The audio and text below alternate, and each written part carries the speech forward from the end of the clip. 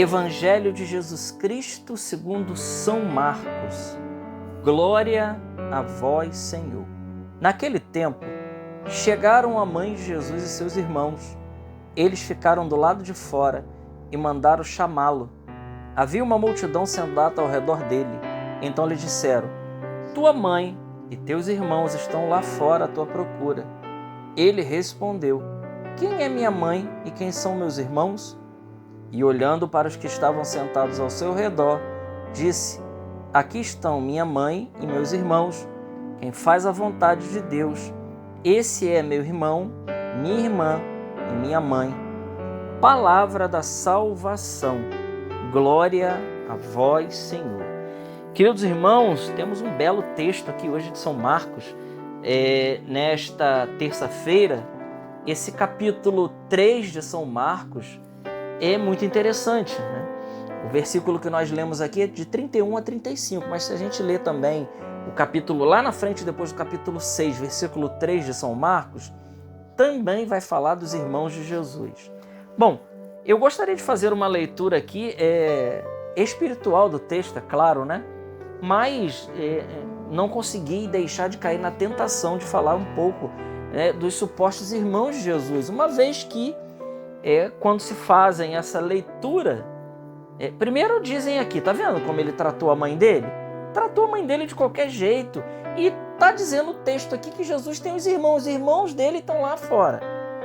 Então tá para dizer que Nossa Senhora teve outros filhos, né? Aquela velha cantiga, aquela ladainha que a gente ouve muitas das vezes daqueles que não conseguem compreender a profundidade do texto bíblico. Ora, só para ficar uma coisa aqui bem clara antes da gente entrar no sentido espiritual do texto, que é o mais importante, é para dizer o seguinte: tanto em Marcos 6,3 como nesse capítulo 3 aqui que fala dos supostos irmãos de Jesus, nós vamos, primeira coisa, que irmão na Bíblia não significa necessariamente um consanguíneo, filho da mesma mãe e do mesmo pai.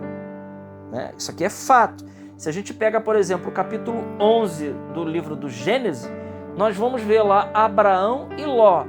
Abraão falando para Ló: não convém que haja discórdia entre nós porque somos irmãos. Ora, está mais do que confirmado no próprio capítulo 11 do livro do Gênesis que Abraão ele é tio de Ló. Ló ele é filho de um outro irmão de Abraão. Então, isso está explicado lá no livro do Gênesis. Vamos pegar aqui para a gente não ir longe. Também os supostos irmãos de Jesus, que diz lá em Marcos 6,3, né, Judas e não sei quem e não sei quem lá, se a gente pegar Mateus 27, 55, 56, nós vamos ver que esses irmãos de Jesus, supostos irmãos de Jesus, era filho de Salomé, de Maria de Cleófas. Na realidade eram primos de Jesus. Isso aqui só para ficar claro, mas o mais importante desse texto é aquilo que o nosso Senhor diz. Nosso Senhor diz algo muito extraordinário. Primeiro ele diz que é preciso a gente, e aqui tem algo que é importante dizer, né? É claro que os laços consanguíneos, né, os laços biológicos, é claro que eles são importantes, mas nós não podemos esquecer que os laços espirituais, eles são mais importantes do que os laços biológicos. Só para dizer uma coisa, que tem muitas pessoas que ficam transtornadas quando a gente diz isso, é o que eu vou dizer agora. Por exemplo, a gente diz assim, né, e a gente ouve até isso da boca de algumas pessoas, né, que o laço que a mãe tem com o filho, as pessoas dizem que o laço que uma mãe tem com o filho é mais forte do que o laço que a esposa tem com o esposo.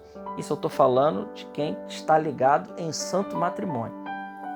Se é amigado, se é casado só no civil, não vale o que eu estou falando aqui, esquece o que eu estou dizendo aqui. Mas, para aqueles que estão ligados, unidos em santo matrimônio, receberam o sacramento do matrimônio, o laço espiritual que une, o vínculo que une marido e mulher é muito mais forte do que o laço que liga uma mãe a um filho. Aí você pode perguntar assim: nossa, mas ele se alimentou daquilo que estava dentro da minha barriga, eu sustentei ele por 9 meses, saiu de mim, se alimentou pelo cordão umbilical, daquilo que eu comia. Pois é, mas os laços espirituais são muito mais fortes, mais duradouros do que os laços biológicos. Essa é a realidade.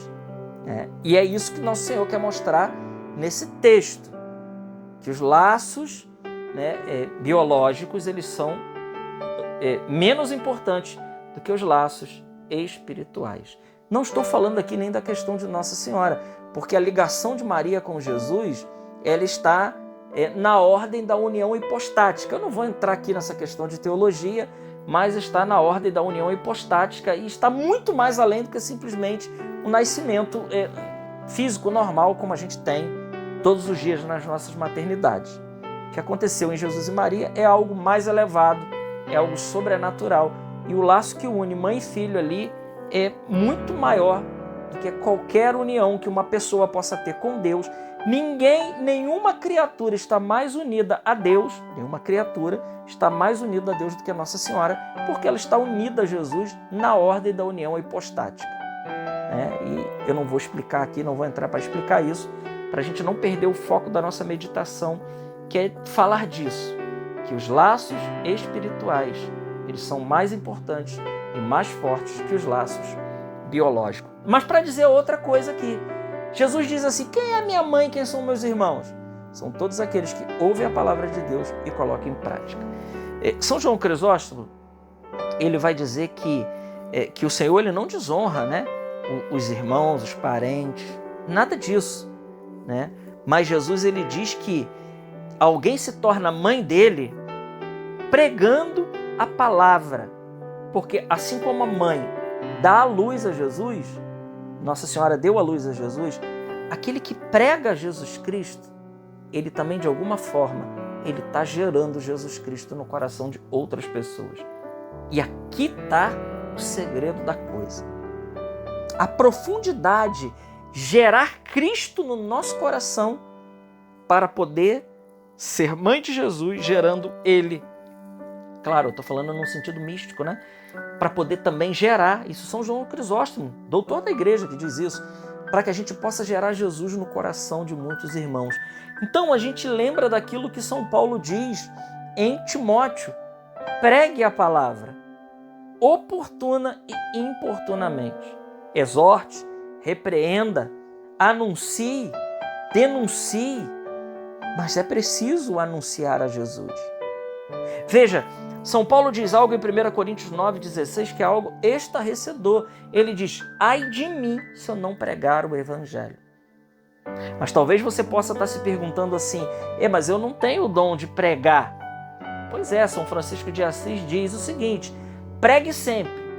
Se possível, às vezes, use palavras. Ora, então São Francisco de Assis aprofundou a coisa ainda mais.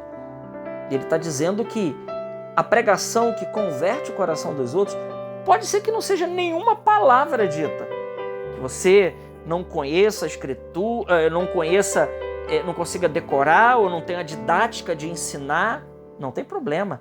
Mas se você tiver uma vida santa, pautada em Jesus Cristo, você vai ser o evangelho que o seu irmão vai ler.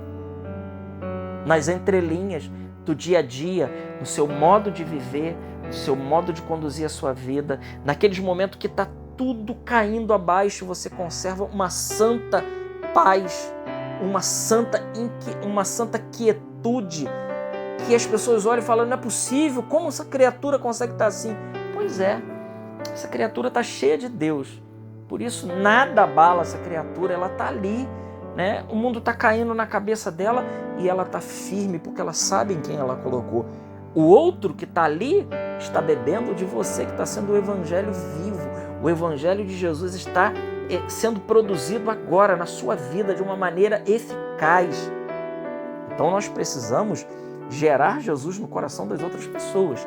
Isso é importante. E aqui para lembrar que todos nós, pela força do nosso batismo, nós somos chamados a evangelizar. Todos nós. Todos nós somos chamados a pregar o evangelho de Cristo. Volto a dizer, se possível, usando palavras. mas o evangelho que mais converte. Não é às vezes a gente está com a Bíblia na mão falando de Jesus para um, para outro. Isso é importante, porque a palavra, claro, a palavra tem poder, porque a palavra é Cristo, mas se você estiver tão impregnado da Sagrada Escritura e de Jesus, você vai ser uma Bíblia ambulante. Você vai exalar o bom odor de Cristo aonde quer que a gente esteja. Glória ao Pai, ao Filho e ao Espírito Santo, como era no princípio, agora e sempre. Amém. Salve Maria Imaculada.